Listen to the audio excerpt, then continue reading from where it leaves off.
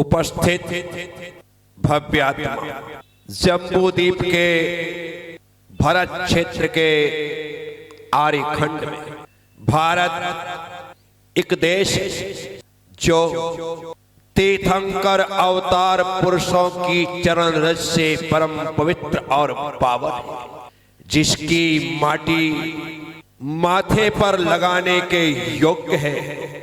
उन तीर्थंकर अवतार पुरुषों की वजह से ही जिस भारत भूमि को भारत माता होने का गौरव प्राप्त है, उस प्रथम तीर्थंकर भगवान वृषभदेव के प्रथम पुत्र भरत के नाम से जिस देश का नाम भारत पड़ा, उस भारत में विविध राज्य हैं।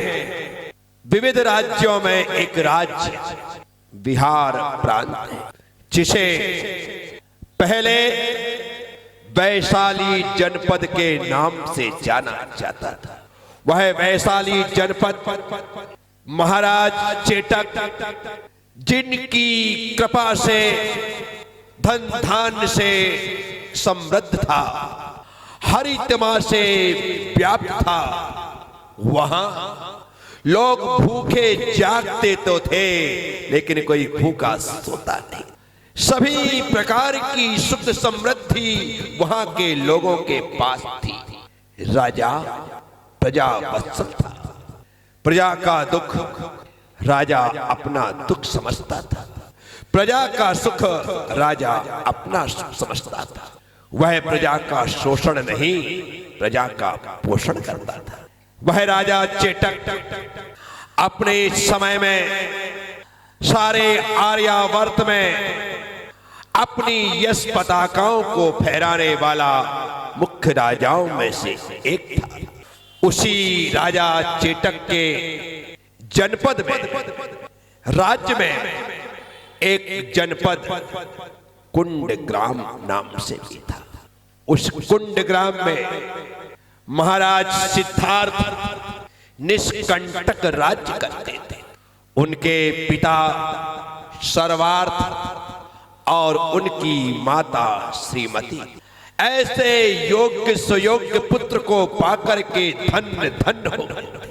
वे ही माता पिता सौभाग्यशाली होते हैं जिनका पूत सपूत होता है, जिनका बेटा धर्म से आचरण से युक्त होता है, जिनका बेटा माता पिता की आज्ञा को सिरोधार्य करके अपना जीवन आगे बढ़ाता। महाराज सिद्धार्थ, जिनकी धर्म पत्नी प्रियकारिणी थी, जिन्हें त्रिशला के नाम से भी जाना जाता है, वे दोनों दंपत्ति अपने दाम्पत्य जीवन धर्म के अनुसार जीते हुए प्रजा का पालन करते। उस कुंडग्राम में भी किसी प्रकार का कोई अभाव नहीं था। संपूर्ण सद्भाव से युक्त वह नगर खुश नसीबी के साथ जीने वाले खुश नसीब लोगों का नगर था। उस नगर में रहने वाले वे दोनों महाराज और महारानी अपना दाम्पत्य जीवन संयम के साथ जीते, अर्थात शावक के सत्कर्तव्यों का परिपालन करते थे। प्रतिदिन देव पूजा, गुरु उपासना, स्वाध्याय, संयम, तप और दान, इन सत्कर्तव्यों के साथ उनका दिन प्रतिदिन मंगलमय होता था। वर्तमान में तो थोड़ी सी समृद्धि बढ़ जाए, व्यक्ति अपने आप को बहुत बिजी समझने लगता है, सब कुछ भूल जाना। लेकिन समृद्धि के बढ़ने पर धर्म को कभी मत भूलना, क्योंकि यदि धन की वृद्धि हुई है तो वह धर्म का ही फल है। तो महाराज सिद्धार्थ और महारानी प्रियकार अपना सुखमय दाम्पत्य जीवन, गार्हस्थ जीवन गृहस्थोचित कर्तव्यों के साथ पूर्ण कर रहे। यहां पर अचानक पूरे नगर में चहल पहल हो गई, नव निर्माण होने लगा। क्या हुआ? सौधर्म इंद्र की आज्ञा से कुबेर नगर के बाहर एक नए नगर का निर्माण कर विविध महल अटारियों को निर्मित करता है और नगर के निर्माण होने पर महाराज सिद्धार्थ और महारानी प्रियकारिणी को सम्मान सौधर्म इंद्र अपने देव परिवार के साथ उस नए कुंडलपुर में ले जाकर के उनके लिए निर्मित उस नंदावर्त महल में उन्हें ठहरने के लिए निवेदन करता है। हे प्रभु, आज से यह महल आपका महल है, आज से यह नगर आपका नगर है, आपको यहां पर निवास करना है। इतना ही नहीं, महाराज तो नंदावर्त महल में रहे, जितने नगरवासी थे सभी नगरवासियों को सम्मान नए नगर में बसाया गया। सब लोग एहसास तो होने लगा कि कोई विशेष घटना घटने वाली है, अन्यथा हमारा इतना मान सम्मान अचानक कैसे बढ़ गया, ये धन दौलत की अभिवृद्धि कैसे हो गई, वजह और कारण क्या है कि स्वयं स्वर्ग का इंद्र सौधर्म इंद्र आज्ञा देकर के कुबेर से नगरी की रचना करवा रहा है। तीर्थंकर महापुरुष का अवतरण क्या था? यहाँ सभी लोग नए कुंडलपुर में रहना प्रारंभ कर चुके। अष्टकुमारियां माता की सेवा के लिए, गर्भ शोधन के लिए सौधर्म इंद्र के द्वारा नियुक्त की गई। समय समय पर स्वयं सची इंद्राणी भी कुमारियों का भेष धारण करके माता की सेवा में तत्पर और तैयार हैं, क्योंकि वे एक भी पल ऐसा गवाना नहीं चाहते हैं जो उनके पुण्य आश्रव का कारण। वे सभी लाभों से लाभान्वित होकर के अपने आप को धर्म से समृद्ध बना लेने की भावना लेकर के तीर्थंकर भगवान के आगमन से पहले ही सेवा में जुट गए। यहाँ यह प्रक्रिया चल रही है, माता की सेवा होने लगी, गर्भ का शोधन हो गया है। ठीक ठीक, यहाँ तो 6 माह पहले ये सारी व्यवस्थाएं हुई, और वहां जहां स्वर्ग में अर्थात अच्युत स्वर्ग में भगवान महावीर स्वामी जो अपने विमान में विराजमान, देव परिवार 6 माह पहले से उनके पास जाकर के उनकी वंदना करने लगा, उनके साथ बैठ करके उनके सत्संग का लाभ लेने लगा। उनके सन्निकटता के लिए हर देव हर समय बेचैन रहे। सभी को गर्व था कि हमारे इस 16वें अच्युत स्वर्ग से यह जीवात्मा यहां से च्युत होकर के भरत क्षेत्र के कुंडलपुर में 24वें तीर्थंकर के रूप में जन्म लेगी।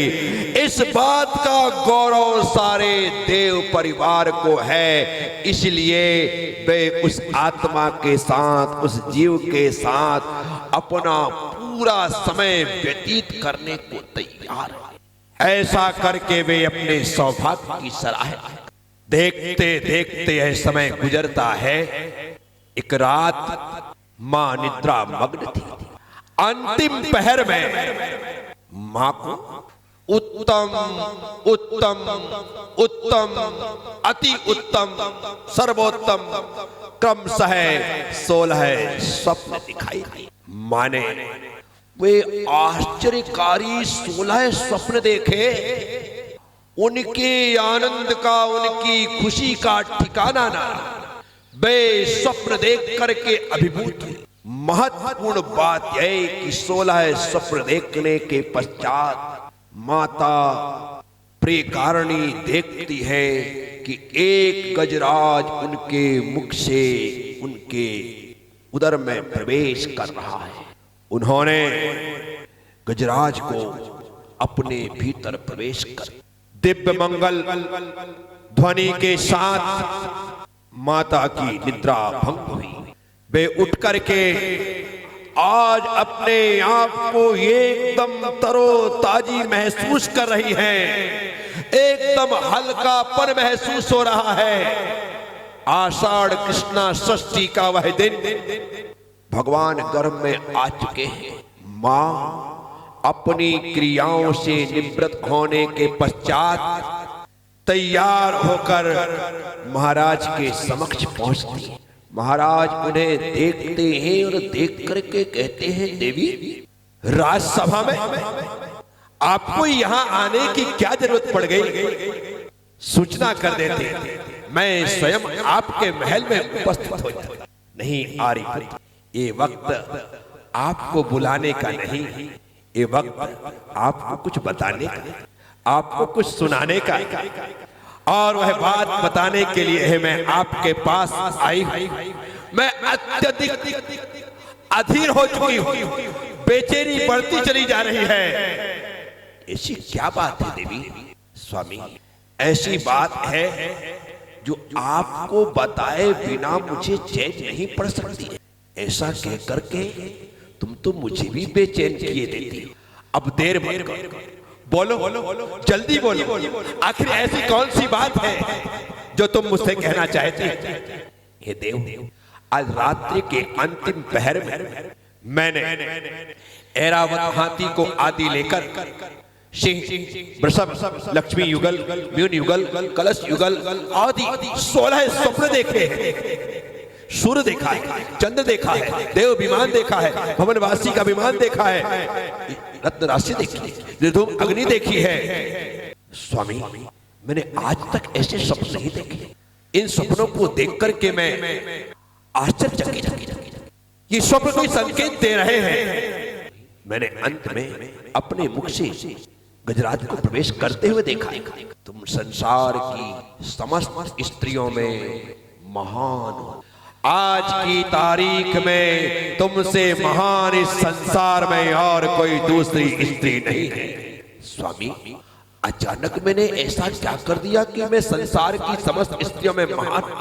देवी, तुम्हारी महानता का कारण यह है कि जन्म लेने के लिए भगवान ने तुम्हारी कोख का चयन किया है। तो तुमने देखा है कि तुम्हारे मुख से गजराज प्रवेश कर रहा है। तीर्थंकर भगवान तुम्हारे गर्भ में गर्भ धारण कर चुके हैं, गर्भ के रूप में आ चुके हैं। इतना सुनना था, स्वप्न के फल को जानना था कि क्या कहें प्रियकारिणी की स्थिति क्या हुई होगी।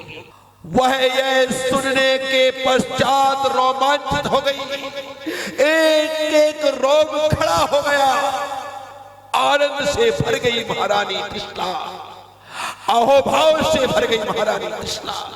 जब एक सामान्य सी संतान को गर्भ में धारण करने वाली स्त्री खुशी से झूमती है और सबसे कहती है कि खुशखबरी है, विचार करो, तुम्हारे घर में बेटा होगा, बेटी होगी, तुम्हारे घर में पूत होगा, सपूत होगा, कपूत होगा, कुछ भी पता नहीं है, लेकिन गर्भ धारण करने के साथ ही खुशखबरी कही जाती है। जहां पर पहले से खबर है कि तीर्थंकर भगवान जन्म लेंगे और उन्होंने गर्भ धारण किया है। विचार करिए उनकी खुशी कितनी अपरंपार, कोई और छोड़ रही है, कोई पार। अत्यंत हर्ष भाव से युक्त होकर हर्षित मन से महारानी प्रियकारिणी अपनी सखियों के साथ, उन देवियों कुमारियों के साथ अपने महल में प्रवेश। अब आपने गर्भ धारण किया तो आपको एक एक पल भारी पड़ता है। यहां पर एक एक पल आनंद को बढ़ाने वाला भगवान जिस गर्भ में आते हैं वह गर्भ कूर्मोन्नत योनि से युक्त होता है। कूर्मोन्नत योनि, हमने तो वंश पत्र में जन्म लिया है और शंखावर्त में जन्म नहीं होता है। ये 3 योनियां शास्त्रों में उल्लिखित है। भगवान कूर्मोन्नत योनि, कूर्म का मतलब होता है कछुआ, कूर्म का मतलब होता है, और उन्नत मतलब उसकी उठी हुई पीठ, उसकी उठी हुई कूर्मोन्नत योनि, अर्थात जो मां का गर्भ है वो भीतर से इस प्रकार से है कि गर्भ आकर के ठहर गया, एक एक दिन करके वृद्धि को प्राप्त हो रहा है, लेकिन पेट में उदर में वृद्धि नहीं, पेट में वृद्धि नहीं।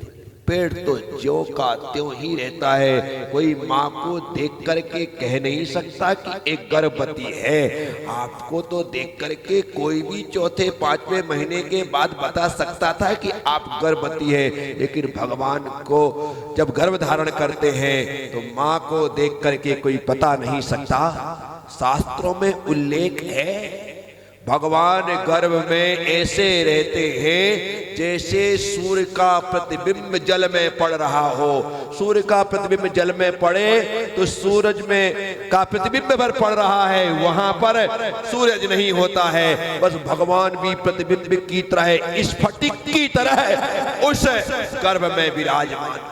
एक दिन करके गर्भ बढ़ता गया, जन्म का समय निकट आया और अवसर्पणी काल के 24 शुभ मुहूर्तों में एक शुभ मुहूर्त, सिर्फ 24 ही शुभ मुहूर्त आते हैं पूरी अवसर्पणी में, जब 24 आत्मा जन्म को धारण करती। यदि 25वां शुभ मुहूर्त होता तो तीर्थंकर 25 हो जाते, 26वां होता तो 26 हो जाते, लेकिन तीर्थंकर को जन्म लेने के योग्य पूरी अवसर्पणी में सिर्फ 24 ही शुभ मुहूर्त होते हैं। इसी कारण 24 ही तीर्थंकर जन्म लेते। अब देखिए, चैत्र सुदी त्रयोदशी का वह दिन आ गया। माता त्रिशला ने शुभ मुहूर्त, शुभ घड़ी, शुभ लग्न, शुभ नक्षत्र, शुभ योग, शुभ लव, शुभ करण में तीर्थंकर बालक भगवान महावीर को जन्म दिया। तीर्थंकर बालक भगवान महावीर का जन्म हुआ। शुभ शुभ वहां जन्म हुआ, तीनों लोक खिल गया। तुम्हारे तो जय जयकार में शब्द नहीं निकल पाए, तालियां नहीं बज पाई, वहां तीनों लोक खिल गए। जय जयकार से पूरा पंडाल गुंजायमान कर दो। और महावीर भगवान की, महावीर भगवान की, महावीर भगवान की। भगवान का जन्म हुआ है। तीनों लोकों में एक क्षण के लिए शांति व्याप्त। स्वर्गों में तो जीव सुख भोग ही रहे थे, मनुष्य त्रियंच और नरक गति में भी जहां प्रतिपल दुख था, वहां पर भी भगवान के जन्म लेते ही एक क्षण के लिए शांति व्याप्त। क्या हो गई? स्वर्ग में इंद्र के सिंहासन हिल उठे। सौधर्म इंद्र अपने हिलते हुए सिंहासन को देख करके विचार करता है, कौन है जो मेरे सिंहासन को हिलाने का दुस्साहस करता है? मैं अपने अवधि ज्ञान से जानता है, ओ यह किसी का दुस्साहस नहीं, ये तो तीर्थंकर भगवान के जन्म की सूचना है। और अपने आसन से उठ करके सौधर्म इंद्र 7 कदम आगे चलता है और दंडवत लेट करके वहीं से तीर्थंकर भगवान को नमस्कार करता है। हाथ जोड़िए और लेट करना सही, बैठे बैठे ही भगवान को इस कथा में ही नमस्कार करिए। नमोस्तु भगवान, नमोस्तु भगवान, नमोस्तु, नमस्कार, धन्य। सौधर्म इंद्र विलंब नहीं करता है, तत्क्षण अपने परम मित्र कुबेर को आदेश देता है। सारे देव परिवारों में सूचना जाती है, अभियोग्य जाति के देव वहां पर ऐरावत आदि बहनों के रूप में तैयार होते हैं। और सौधर्म इंद्र अपनी इंद्राणी के साथ उस विशाल काय ऐरावत हाथी पर बैठकर अपने देव परिवार के साथ स्वर्ग से धरती पर आता है।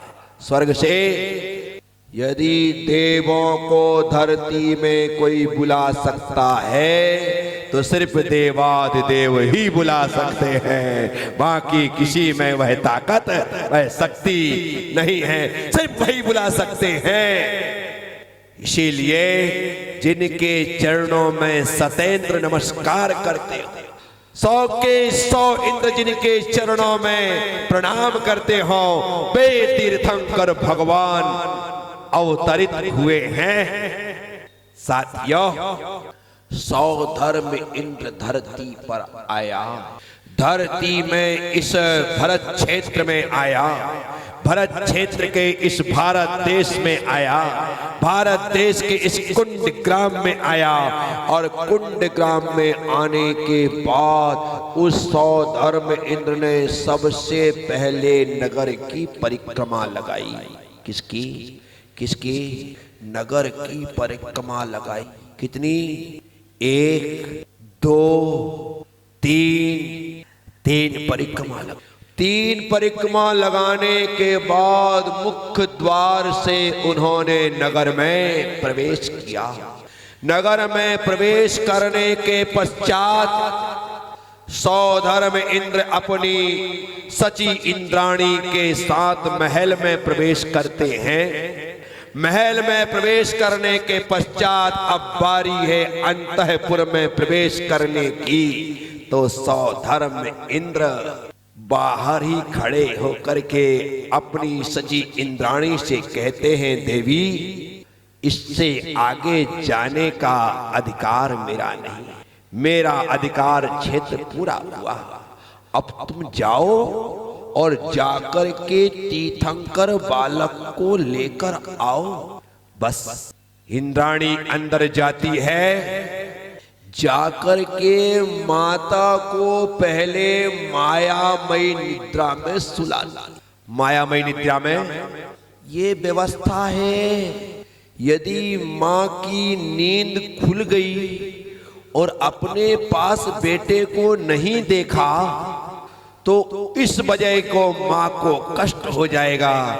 तो जब तीर्थंकर प्रभु ने जन्म के पहले गर्भ में रहते हुए कष्ट नहीं दिया, जन्म लेते हुए कष्ट नहीं दिया, तो फिर यहाँ पर प्रमाता को कष्ट हो, इसका भी ख्याल इंद्राणी को रखना है। माता को मायामयी निद्रा में इसके साथ एक मायामयी बालक बना करके लेटा दिया कि नींद में भी यदि हाथ चलता है तो बेटा पास में है, इसका बोध बना रहे, इसका बोध।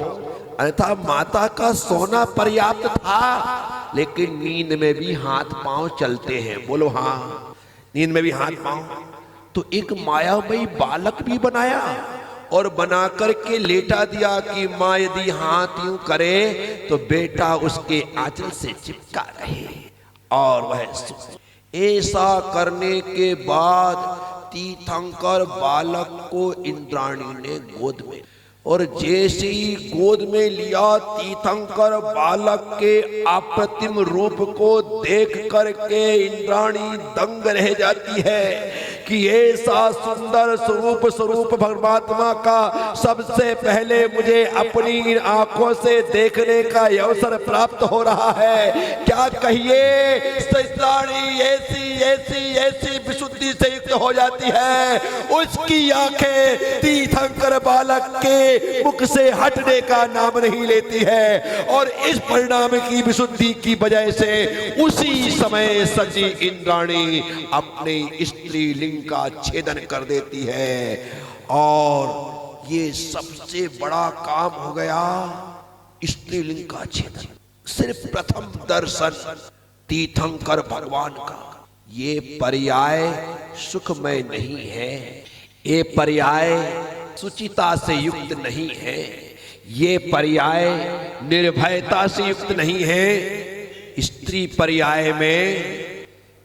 पर्याय में बहुत सी समस्याएं हैं। आप कितनी भी बोल्ड क्यों ना बन जाओ और आप हिम्मत करके बाहर क्यों ना हो जाओ, लेकिन भय हमेशा पीछे चलता है। रात के 12 बजे तो छोड़ो, दिन के 12 बजे भी अकेली तुम घर में हो और कोई आकर के दरवाजा नॉक कर दे तो एकदम से लगता है कौन आया होगा, ये तो ऑफिस गए हैं, ये तो दुकान गए हैं, बच्चे भी उसमें गए हैं, आखिर कौन है। तो इतना सा छेद रहता है दरवाजे में, उससे देखा जाता है, या बाहर कैमरे लगे हैं उससे देखा जाता है। लगता है खोलने जैसा है तो खोलना है, अन्यथा कितना भय है। कब दिन के रात की बात नहीं कर रहा। और पुरुषों के साथ ये है कि रात को 12 बजे लौटे, 1 बजे लौटे, 2 बजे लौटे, कोई टेंशन नहीं। ये पर्याय भय युक्त पर्याय है और ये पर्याय निर्भय युक्त पर्याय है। इतना पुरुष और महिला की पर्याय में अंतर है, इतना। और यही कारण है कि दिगंबर जैन परंपरा में स्त्री मुक्ति का निषेध है। स्त्री मुक्ति का, स्त्री को मोक्ष नहीं हो सकता, उसका कारण है सिर्फ तुम्हारा भय, तुम्हारी पर्याय, तुम्हारी अवस्था। ये ही सबसे बड़ा कारण है कि आप चाहे करके भी निश्चिंत हो करके, निर्भीक हो करके ऐसे नहीं बैठ सकते। जरा सा कुछ हो जाए एकदम यूं चौंक जाते हैं, घबरा जाते हैं। क्यों? भय विद्यमान है, ये पर्याय है। तो वहां उस सची इंद्राणी ने तीर्थंकर बालक को निहार करके अपने स्त्रीलिंग का छेदन किया और बालक को अंतःपुर से बाहर लेकर के आई। पंच कल्याणक में जो दिखाते हैं ना कि इंद्राणी देती नहीं है, सौधर्मित हाथ जोड़ता है, घुटने टेकता है, कान पकड़ता है, दे दो करता है, ऐसा करता है, वैसा करता है, कुछ नहीं करता है। ये सिर्फ कलाकारों के द्वारा की गया हुआ नाटकीय मंचन है, सिर्फ लोगों को हंसाने के लिए। छायक सम्यक दृष्टि है सौधर्म इंद्र, द्वादशांग का पाठी है सौधर्म इंद्र। कोई सामान्य इंद्र नहीं है कि जो कान पकड़े, हाथ जोड़े, घुटने टेके, गिड़गिड़ाए। और वो सची इंद्राणी जो सौधर्म इंद्र से पहले मोक्ष जाने वाली है, नहीं दूंगी ऐसे नाटक नहीं करती। क्या लेकर के आती है और अपने पति अर्थात सौधर्म इंद्र को बड़े सम्मान के साथ उस बालक को सौंपती है। अब वह बालक सौधर्म इंद्र की गोद में है। किसकी गोद में है? और सौधर्म इंद्र यूं तीर्थंकर भगवान को हाथ में लेते हैं और लेकर के अपलक दृष्टि से देखते हैं, लेकिन 2 आंखें पर्याप्त नहीं होती, 2 आंखें नहीं होती। तो सौधर्म इंद्र विक्रिया से अपने पूरे शरीर में 1000 आंख बना लेता है। कितनी? यहां से लेकर के यहां तक 1000 आंख बना लेता है और 1000 आंख बना करके भगवान को देखता है। इस कारण से सौधर्म इंद्र का एक नाम सहस्त्राक्ष भी पड़ता है। क्या पड़ता है? सहस्त्राक्ष, सहस्त्र नयन, इसका नाम। उसने इस समय भगवान को 1000 नेत्रों से देखा। 1000 नेत्रों से देखने के बाद भी तृप्ति नहीं हो रही। विचार करना, यह शांत राग रुचि भी परमाणु भीष्म निर्मापितस्त्रिभुवनैक ललाम भूत तावंत एव खलु तेपण बह प्रतिव्याम यति समानमपरम नहीं। जितने भी सुंदर सुंदर परमाणु थे, उन परमाणुओं से प्रभु आपकी यह देह निर्मित हुई है और उस देह को देख करके ही विदेह होने की तैयारी सौधर्म इंद्र कर लेता है।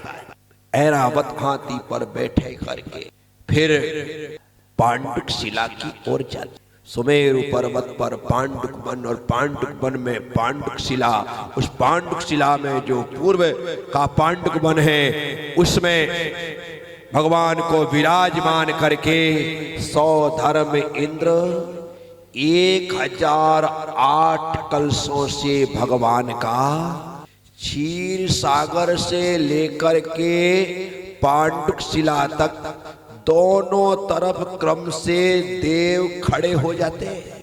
क्या हो जाते हैं?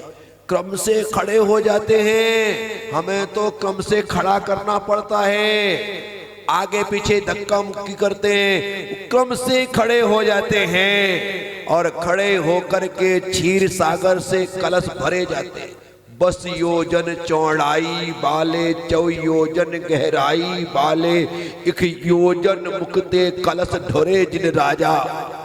एक आरती हम पढ़ते हैं सुरपतले अपने शीश जगत के, उस आरती में आया इतने विशाल 10 योजन चौड़ाई वाले, 8 योजन चौड़े, 4 योजन गहरे और 1 योजन का जिसका मुख है, ऐसे कलश पूरा इंदौर आ जाएगा एक कलश में। क्या इंदौर तो कम बोल रहा हूं मैं, पर उदाहरण में इतना ही समझो, एक इंदौर बराबर कलश, ऐसे 1008 कलश। कितने कलश? 1000। उन कलशों से तीर्थंकर भगवान का अभिषेक। भगवान इतने से, भगवान 7 हाथ की हाइट थी उनकी उत्कृष्ट जब वो जवानी में आए थे तब। लेकिन बच्चे तो मेरे ख्याल से इतने ही रहे होंगे, जितना अपना होता है उतने में थे। इतने से भगवान थे। सौधर्म इंद्र को संदेह हुआ, कितने बड़े बड़े कलशों से अभिषेक करूंगा और कहीं भगवान जल के साथ बह गए तो क्या होगा? भगवान जन्म से अवधि ज्ञानी, जन्म से तीर्थंकर भगवान जन्म से 3 ज्ञान के धारी होते, अवधि ज्ञानी थे।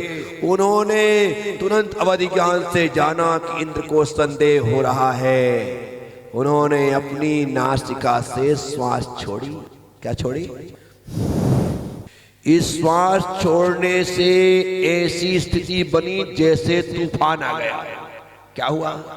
सौधर्म इंद्र ऐसे हिलने लगा। उसने कान पकड़ करके हाथ जोड़ करके प्रभु से कहा कि प्रभु क्षमा, मुझसे अपराध हो गया कि मैंने ऐसा संदेह किया। आप तो चरम शरीरी, चरमोत्तम शरीर को धारण करने वाले हैं, बद्र सब नाराज सहनन से युक्त है। और उसने फिर विशालतम कलशों से भगवान का अभिषेक। कहते हैं अभिषेक के जल से नीचे गंधोदक का समुद्र भर गया, गंधोदक का। और उस गंधोदक में देवों ने इतना स्नान किया, इतना स्नान किया, इतना स्नान किया, इतना स्नान किया कि अभिषेक के बाद गंधोदक से भरे वो समुद्र सूख गए। इतना स्नान किया। गंधोदक ढंग से लगाना चाहिए, थोड़ा सा देना। क्यों थोड़ा सा देना? अरे इकट्ठा ले और गंधोदक को माथे पर धारण कर। नहीं नहीं नहीं नहीं नहीं, ये हमारे लिए परम पवित्रता का कारण है। ऐसे ढंग से हमें अपने माथे पर अच्छे से लगाना। लोग ऐसे कभी कोई गंधोदक दे तो ये बोल नहीं मत कि कम देना, जितना दे उतना लो, कम आए तो कम, ज्यादा आए लोग पहले ही बोल देते थोड़ा सा ज्यादा गंधोदक डाल। इतना लोगों ने प्रचारित कर दिया है कि गंधोदक गिर जाए तो पाप लगे, ऐसा हो जाए तो वो लगे। यहाँ पर कोई बात ही नहीं है। आपने लिया, पूरा उसे धारण कर लिया, आनंद से भरकर। वह परम पवित्र गंधोदक है, वह आपको पवित्र ही करने वाला है, पाप का कारण बनने वाला नहीं है। लेकिन ऐसा ज्ञान वर्तमान में दिया गया और लोग बराबर तरीके। हाँ, अपमान नहीं होना चाहिए। क्या अपमान करने की मनाही है, लेकिन नीचे गिरने का मतलब अपमान है ऐसा नहीं। नीचे गिर गया, हमने बराबर तरीके से पहुंच दिया, बस। आचार्य विमल सागर जी महाराज कहते थे, जब तक तुम्हारे हाथ में है, जब तक तुम्हारे माथ में है, तब तक गंधोदक है, नीचे गिरने के बाद खत्म। इसलिए विमल सागर महाराज अभिषेक होता है ऐसा फेंकते थे। कैसा फेंकते थे? अब ऐसा फेंकते थे तो कितना पाप करते होंगे, कितना बुरा किया होगा। नहीं नहीं नहीं, एक महान आचार्य थे। यदि वो कुछ कर रहे हैं तो शास्त्रों में कहीं पढ़ा होगा, तभी तो वो ऐसा करते रहे हैं। इसीलिए आप सबसे कहता हूं, गंधोदक ढंग से लिया करो, पूरा ऐसा लगाया करो, माथे पर ऐसा रगड़ के लगाया करो, ऐसा लगाया, बस ये आनंद से भर जाना चाहिए। घर से जो लोग नहीं आते, एक डिब्बी लाया करो, भर के ले जाया करो, उनको भी दिया करो कि तुम भी लगाओ। क्योंकि स्नान करने के बाद जल से शुद्धि नहीं होती, याद रखना। शुद्धि यदि स्तन की होती है तो स्नान करने के बाद गंधोदक लगाने से ही होती है। बाकी आप कितना भी स्नान कर लो, आप शुद्ध नहीं हो सकते। शुद्धि का कारण गंधोदक ही है। क्या है? गंधोदक। साथियों, भगवान का अभिषेक हो गया। अभिषेक होने के पश्चात सभी देवताओं ने गंधोदक मिश्रण भगवान को, इंद्राणी ने शुद्ध वस्त्रों से उन्हें पोंछा, उनका श्रृंगार किया, वस्त्र पहनाए, आभूषण पहनाए और उन्हें लेकर के कुंडग्राम पहुंचे। वहां पर माता पिता को देने के साथ सौधर्म इंद्र इस अवसर पर आनंद नाटक करता है। क्या करता है? बोलो। आनंद नाटक करता है। उस आनंद नाटक की विशेषता होती है कि उस आनंद नाटक में तीर्थंकर भगवान के पूर्व के 10 भवों का चित्रण होता है। पूर्व के 10 भवों का चित्रण होता है। उन सारे भवों को सौधर्म इंद्र स्वयं ही उस पात्र को बन करके सारा चित्रण करता है और सभी लोग भगवान के उस पूर्व भवों को जान करके वर्तमान की स्थिति तक पहुंचते हुआ। उसके बाद वह सौधर्म इंद्र, यहाँ तो भगवान का जन्म होता है, माता पिता उनका नाम वर्धमान रखते हैं और सौधर्म इंद्र जब संदेह करता है और भगवान उसका निराकरण करते हैं तो उनका नाम वीर रख देते हैं। यहाँ भगवान छोटी अवस्था में है, पालने में झूल रहे हैं। संजय विजय नाम के मिजाज वहां से निकलते हैं, उनकी शंका का समाधान हो जाता है।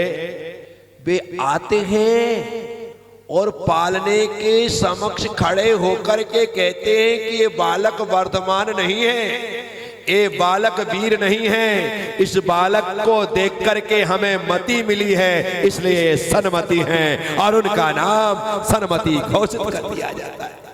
भगवान पालने से आंगन में आ जाते हैं, धीरे धीरे बड़े होते चले जाते हैं। एक दिन तपोवन में, उपवन में खेलते हुए अचानक उनकी दृष्टि एक विशाल काय सर्प पर पड़ी। इतना विशाल सर्प किसी ने कभी देखा ही नहीं था। वो सर्प थोड़ी था, वो तो स्वर्ग से परीक्षा के लिए आया हुआ संगम नाम का देव था जो भगवान को डराना चाहता।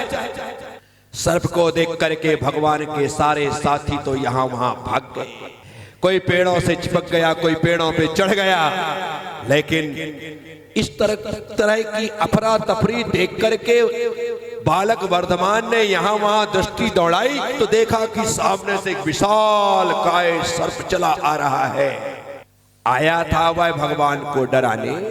भगवान उसके सामने ही पहुंचे।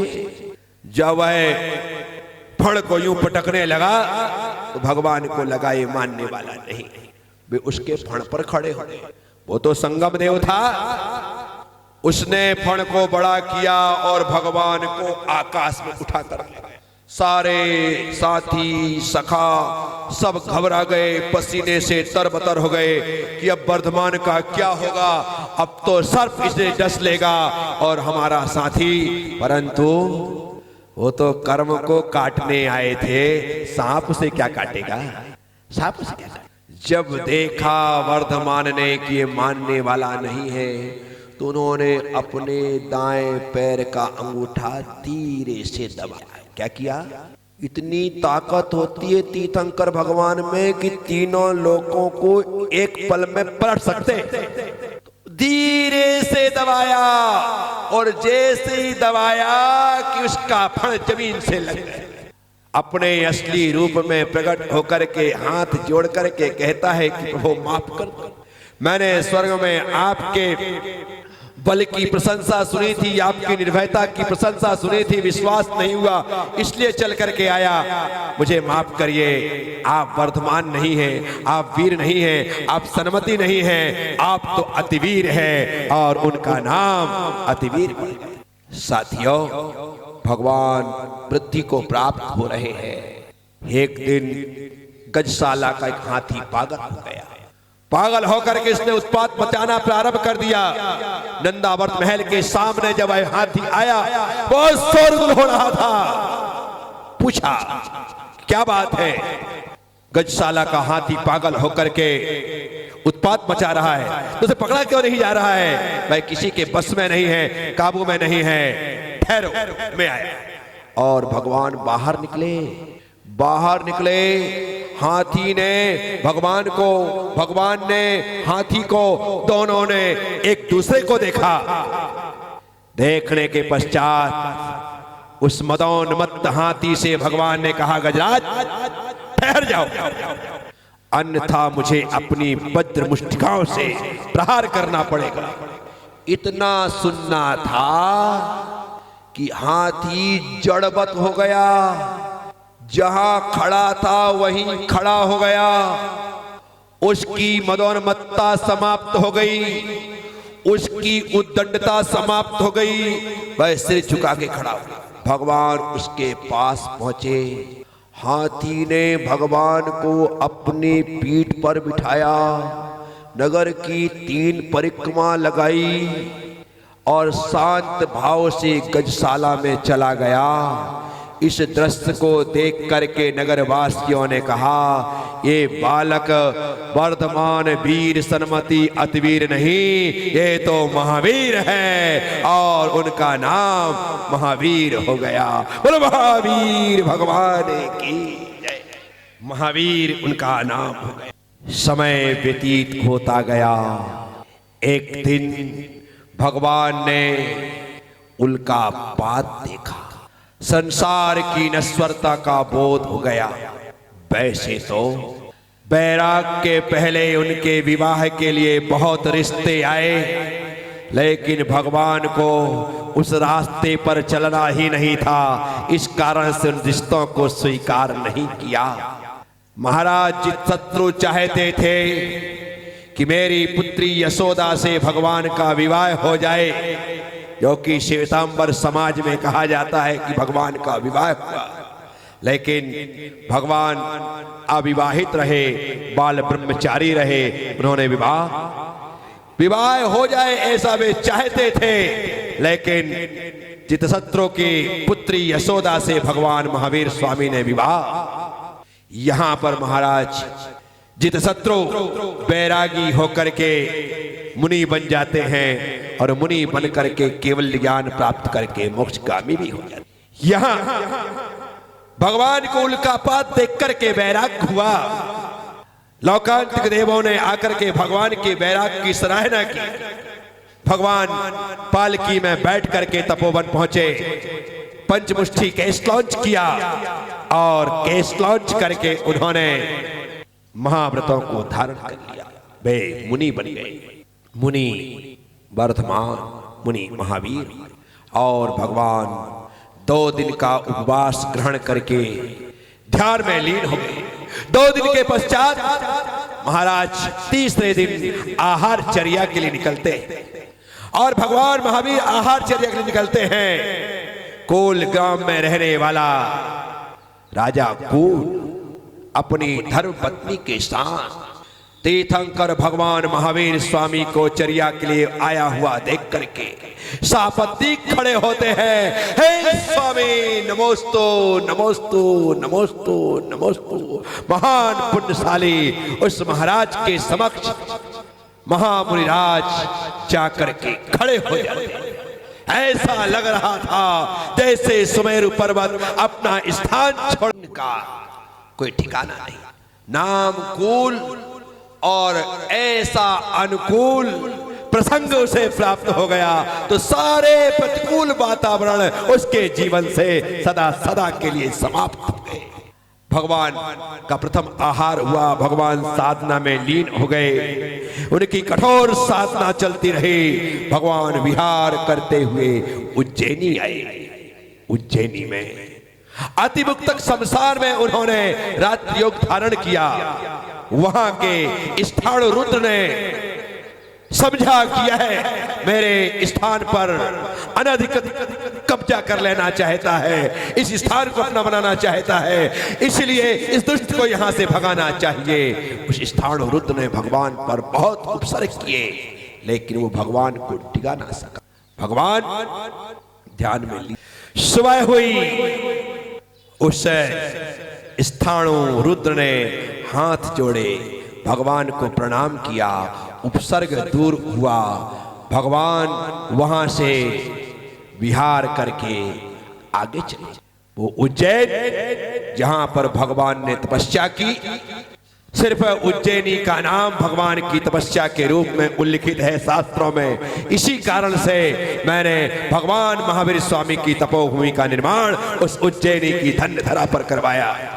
एक तीर्थ का सृजन हो गया, वहां पर भगवान महावीर सदा सदा के लिए लोगों को करुणा का वरदान देने के लिए खड़े हैं। साथियों, भगवान विहार करते हुए चले, वे कौशाम्बी पहुंचे। कौशाम्बी में वहां बंधनों में बंधी थी चंदनबाला, जंजीरों से जकड़ी थी चंदनबाला, आंसुओं से भरी थी चंदनबाला, केस भी थी चंदनबाला, राजकुमारी होने के बाद भी ऐसे दुर्दिनों से युक्त थी चंदनबाला। लेकिन कि ऐसी दशा से कोई मेरा उद्धारक आकर के मुझे बंधनों से मुक्त कर देगा और मुझे अजरता अमरता प्रदान कर देगा। चंदना के कानों में आवाज आई, हे स्वामी नमोस्तु नमोस्तु नमोस्तु। कोई कह रहा है महावीराज महावीर आहार के लिए आए हैं। कान में शब्द पड़े, चंदना को लगा मैं भी प्रभु का पड़गाहन करके आहार, तुम विचार करना। जिसके खुद के खाने के लाले हैं वो भगवान को बुलाने के लिए तैयार है, वो भगवान को खिलाने के लिए तैयार है। धन्य है वह चंदन वाला जो बंधनों में बंधे हुए ही पुकार उठी है स्वामी नमोस्तु नमोस्तु नमोस्तु। प्रभु ने देखा, चले गए। चंदन वाला सोचती है ना जाने मैंने कौन सा पाप किया कि प्रभु के दर्शन होने के बाद भी उनका आना नहीं हुआ। फिर प्रभु आए, फिर देखा, फिर चले गए। अब तो हद हो गई, मैंने कौन से पाप किए हैं जिसका फल मैं भोग रही हूँ कि साक्षात थक कर प्रभु सामने से आकर के चले गए और मुझ अभागिन के बाग को उन्होंने परमित नहीं किया। प्रभु वापिस आ जाइए मेरे नाथ, वापिस आ जाइए मेरे स्वामी। हे स्वामी नमोस्तु नमोस्तु नमोस्तु नमोस्तु। ऐसे अंतर मन से पुकार उठी चंदन वाला। लौट करके आए प्रभु, देखा चंदना को और जो उनका अभिग्रह था वह पूर्ण हुआ। चंदन बाला के सामने जाकर के प्रभु खड़े हो। चौका लगाना श्रावक के हाथ में हो, लेकिन पड़गाहन का होना पुण्य के हाथ में हो। जब पुण्य होता है तो पड़गाहन हो जाता है, पुण्य ना होना 8 चौके हो, 10 चौके हो, साधु 5 हो, 7 हो, सब पड़ग रहे। अब देखो पुण्य नहीं है तो छुल्लक जी का तक पड़गाहन नहीं होता है। यहाँ पे मान के चलना, बड़े महाराज जी, मुनिराज जी, माता जी, ये तो बहुत दूर की बात है। पुण्य नहीं होता है तो छोटे से साधु, इतना तो छोड़ो, ब्रह्मचारियों का भी भोजन करवाने का लाभ नहीं मिल पाता है पुण्य ना हो तो इसलिए चौका लगाना तुम्हारे हाथ में, लेकिन पड़गाहन का होना पुण्य के हाथ में होता है। कितने लोग रहे होंगे कौशाम्बी में, कितनों ने पड़गाहन किया होगा कौशाम्बी ने। भगवान चंदनवाला के द्वार पर आकर के खड़े हो गए और जैसे ही खड़े हुए बेड़ियां तड़ तड़ करके टूट गई। केस विहीन चंदनवाला केसों से युक्त सर्वांग सुंदर हो गई। ये तीर्थंकर भगवान का साक्षात प्रभाव। वह राजकुमारी चंदन वाला हाथ में उबले हुए कोदों को लेकर के भगवान को देने के लिए तैयार है और सोच रही है, काश मेरे पास खीर होती तो मैं भगवान को खीर खिलाता, लेकिन क्या करूं, मुझे अभागन के पास खीर नहीं है। वह कोदों का भात उठा करके जैसे ही खीर देने की भावना से डालती है, और जब वह देखती है कि जो कोदों का भात दिया था भगवान के हाथ में खीर के रूप में परिणत हो गई। भगवान के हाथ में खीर, क्षीर श्रावी रिद्धि से संपन्न होते हैं तीर्थंकर। उनके हाथ में जाते ही वह पदार्थ खीर से युक्त जैसा हो जाता है, खीर बन जाता है। ये प्रभाव है, इसमें तीर्थंकर भगवान का ही प्रभाव नहीं, चंदना की भक्ति का भी प्रभाव है। कुछ कोदों के भात ने खीर का रूप धारण कर लिया। भगवान का आहार हुआ चंदना के घर, और भगवान उसे आशीर्वाद देकर के उसे चले गए। फिर ऋजुकुला नदी के तट पर जाकर भगवान ने ध्यान लगाया, और ध्यान लगा करके उन्होंने अपने 4 घातिया कर्मों को नष्ट करके केवल्य ज्ञान प्राप्त किया, और केवल्य ज्ञान होते ही समूह शरण की संरचना हुई। लेकिन गणधरों के अभाव की वजह से उपदेश नहीं हुआ। 66 दिन निकल गए। 100 धर्म इंद्र गौतम स्वामी को लेकर आया। गौतम स्वामी दीक्षित हुए, भगवान महावीर स्वामी के प्रथम गणधर बने। गौतम स्वामी को आदि लेकर 11 गणधर भगवान महावीर स्वामी के बने। गौतम स्वामी के गणधर बनते ही भगवान की दिव्य देशना हुई। 30 साल तक भगवान ने पूरे भारतवर्ष में विहार करते हुए धर्म का उपदेश दिया। राजा सैनिक को प्रमुख शिष्य श्रोता बनने का, गौतम स्वामी को प्रथम शिष्य बनने का, चंदन वाला को प्रथम शिष्या बनने का सौभाग्य हासिल हुआ। उन तीर्थंकर भगवान महावीर स्वामी के समूह शरण में 14,000 मुनि, 36,000 आरिकाएं, 1 लाख श्रावक, 3 लाख श्राविकाएं, 700 केवल ज्ञानी, ऐसा उनका समूह शरण का वह दृश्य था। उसमें वे थे। साथियों, 72 वर्ष की उम्र में भगवान महावीर स्वामी पावापुर पहुंचे, और महापद्म सरोवर में के मध्य में उत्तुंग हिस्से पर विराजमान होकर उन्होंने अपने शेष अघातिया कर्मों को नष्ट करने के लिए योग का निरोध किया। धनतेरस के दिन अंतिम उपदेश देकर योग का निरोध किया, और वे ध्यान में खो गए। और उन्होंने चतुर्थ शुक्ल ध्यान के बल से अपनी शेष बची 85 प्रकृतियों का उपांत और अंत समय में क्षय करते हुए 14वें गुण स्थान को प्राप्त करके कार्तिक कृष्ण अमावस्या के दिन उस महापद्म सरोवर से निर्वाण सुख को प्राप्त किया, और वे सदा सदा के लिए मोक्ष में जाकर के विराजमान हो गए। बोलिए महावीर भगवान की जय। ऐसे भगवान महावीर स्वामी के पावन पुनीत श्री चरणों में हम सबका श्रद्धा सहित भक्ति सहित कोटि सह नमन। नमोस्तु नमोस्तु नमोस्तु नमोस्तु। बोलिए महावीर भगवान की।